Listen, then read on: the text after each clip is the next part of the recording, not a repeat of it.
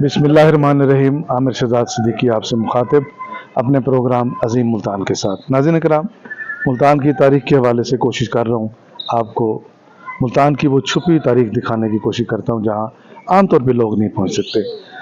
यहाँ दौलत दरवाजे से आगे आम खास बाग के शुमाल मशरकी हिस्से में आप थोड़ा सा आगे आएँ तो विलासन कॉलेज की दीवार के साथ एक गली अंदर की तरफ मुड़ रही है। उसमें चंद गलियां और मुड़ती हैं जो आम तौर पे आम आदमी अगर आएगा तो शायद वो कंफ्यूज हो जाए। अंदर आके ये वो इमारत आती है जिसकी 250 साल की तारीख मुल्तान के और आके तारीख के ऊपर महफूज है।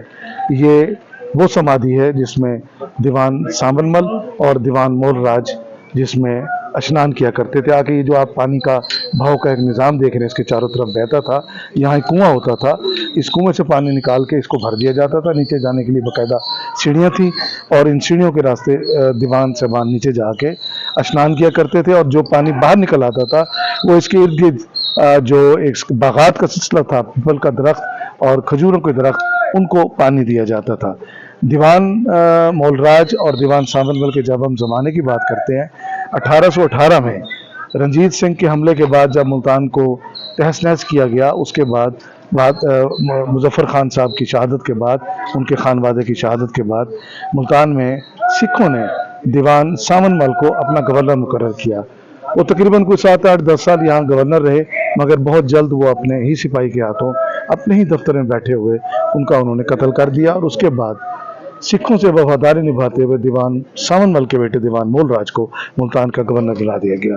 ये समाधि उन दोनों बाप बेटे की यादगार के तौर पर है। शहर से बाहर आसूदगी के लिए, जहनी आसूदगी के लिए, आराम के लिए, रेस्ट के लिए।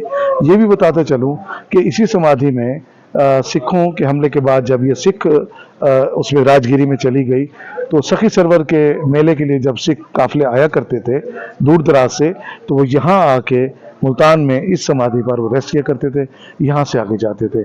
आज ये इसके कुछ पार्ट्स, इसकी दीवारें अपनी असल हालत में मौजूद हैं। ये जो दरवाज़ा आप देख रहे हैं, ये दरवाज़ा अपनी असल हालत में मौजूद है। ये लोहे का काम, ये लकड़ी का काम सारा अपनी असल हालत में मौजूद है। मगर अफसोस कि इस समाधि को मुकम्मल नज़रअंदाज कर दिया गया।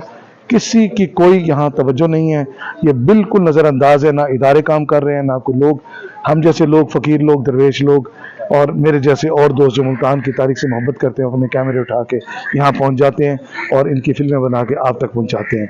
काश के हमारी बनाई हुई कोई फिल्म, हमारी ये सदा, हमारा ये दुख कोई साहिब इख्तियार और साहिब इक़्तिदार भी देख ले, ताकि इन समाधियों की, इन इमारतों की हिफाजत हो सके। अपना ख्याल रखिएगा।